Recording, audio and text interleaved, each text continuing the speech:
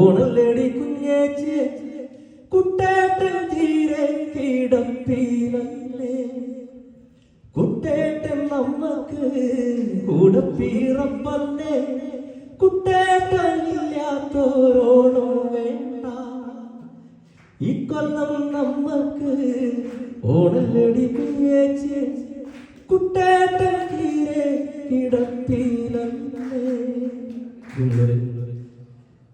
കേരള സംസ്ഥാന യുവജനക്ഷേമ ബോർഡ് സംഘടിപ്പിക്കുന്ന മണിനാഥം മത്സരത്തിലാണ് നമ്മൾ എത്തിച്ചേർന്നിട്ടുള്ളത്. തൃശ്ശൂർ ജില്ലയുടെ മത്സരമായവർ എന്തായാലും ഇവിടെ വരാനും നിങ്ങളൊക്കെ കാണാനും കഴിഞ്ഞതിൽ വലിയ സന്തോഷമുണ്ട്. ഞാൻ പ്രസാദ് ചന്ദ്രശ്ശേരി, മലപ്പുറം ജില്ലക്കാരനാണ്. കൂടെ വന്നിരിക്കുന്നത് രാജീവീതി, എറണാകുളം ജില്ലയിൽ ഇളങ്ങുന്നപ്പുഴ സ്വദേശിയാണ്. എന്തായാലും നമ്മുടെ മത്സരത്തിലേക്ക് വരുമ്പോൾ കൂടുതൽ കാര്യങ്ങളൊന്നും പറയാൻ നിങ്ങൾക്കറിയാം. നമ്മുടെ യൂത്ത് യുവ അവളിടം ക്ലബ്ബുകളാണ് നമ്മുടെ മത്സരത്തിനായിട്ട് നമുക്ക് അവരെയാണ് നമുക്ക് പരിഗണിക്കാൻ കഴിയുക. അവളിടത്തൊന്നും ആരെയും കണ്ടില്ല.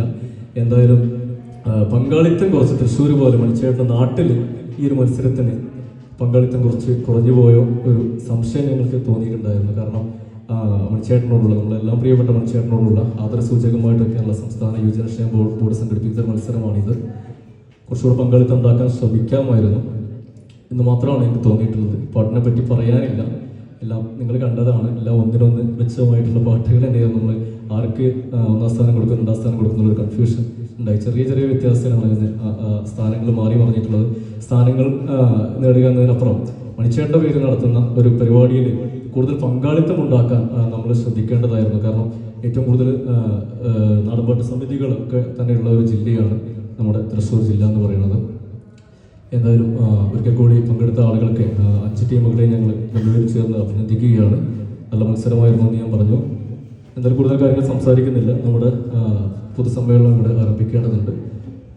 കൂടുതൽ കാര്യങ്ങൾ സംസാരിച്ചുകൊണ്ട് റിസൾട്ട് അനൗൺസ് ചെയ്യുന്നതിനായിട്ട് രാജിക്ക് മൈക്ക് കൈമാറുകയാണ്.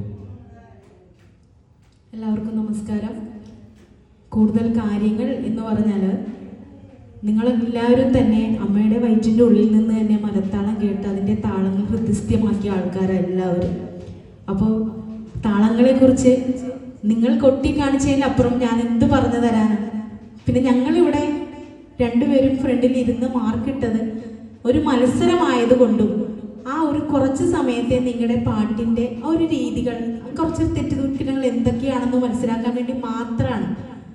അല്ലാണ്ട് നിങ്ങളെ ജഡ്ജ് ചെയ്യാൻ അത്ര വലിയ മഹാന്മാരൊന്നുമല്ല. പക്ഷേ പാട്ടിൻ്റെ കുറച്ച് പോരായ്മകൾ അത് ഒരു ശ്രോതാവെന്ന നിലയിൽ അല്ലെങ്കിൽ ഒരു കേൾവിക്കാരനെന്ന നിലയിൽ കേട്ടുകൊണ്ട് അതിൻ്റെ കുറച്ച് ചെറിയ ചെറിയ തെറ്റുകുറ്റങ്ങൾ അത് ഞങ്ങളത് ചെറിയ രേഖപ്പെടുത്തി മത്സരമായതിൻ്റെ പേരിൽ മാത്രം മാർക്കിടുന്ന ആളുകളാണ്. അപ്പോൾ അതിനെക്കുറിച്ച് സംസാരിക്കാൻ, മരത്താളത്തെക്കുറിച്ച് സംസാരിക്കാൻ നിങ്ങളെക്കാളും വലിയ ആളല്ല ഞാൻ. പക്ഷേ നമുക്കത് കേട്ടാലും കാണാനും വളരെ മനോഹരമായ വളരെ ശക്തിയേറിയ മത്സരമാണ്. അപ്പോൾ ഇത്തരത്തിലൊരു മത്സരം സംഘടിപ്പിച്ച കേരള യുവജനക്ഷേമ ബോർഡിൻ്റെ എല്ലാ ഉദ്യോഗസ്ഥർക്കും ആദ്യം ഒരു വലിയൊരു കയ്യടി കൊടുക്കാം.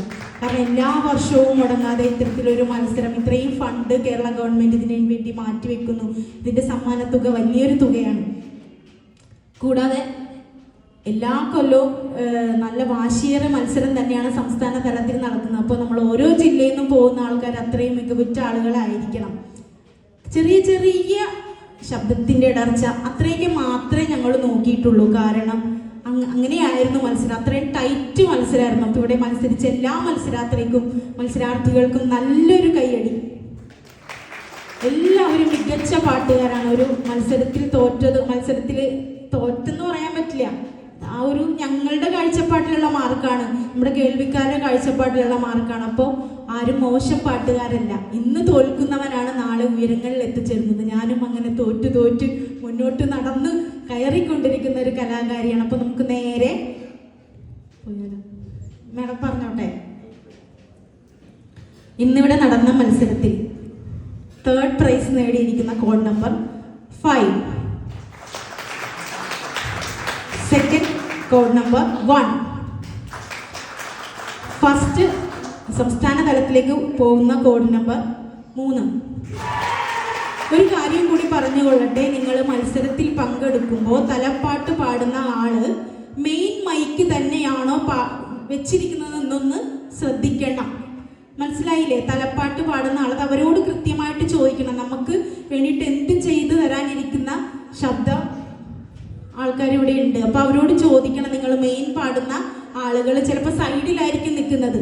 അപ്പൊ നിങ്ങൾ പ്രത്യേകം ശ്രദ്ധിക്കണം. മെയിൻ വോക്കൽ മൈക്ക് തന്നെയാണോ അതൊന്ന് പ്രത്യേകം ചോദിച്ചിട്ട് വേണം. കൃത്യമായിട്ട് മൈക്ക് അറേഞ്ച് ചെയ്തിട്ട് മാത്രം മത്സരം തുടങ്ങിയാൽ മതി. അത്രേ എനിക്ക് പറയാനുള്ളൂ. അപ്പോൾ എല്ലാ മത്സരാർത്ഥികൾക്കും വിജയിച്ച ആളുകൾക്കും ആശംസകൾ. ഇത്രയും ആവേശം കണ്ടാൽ പോകണം.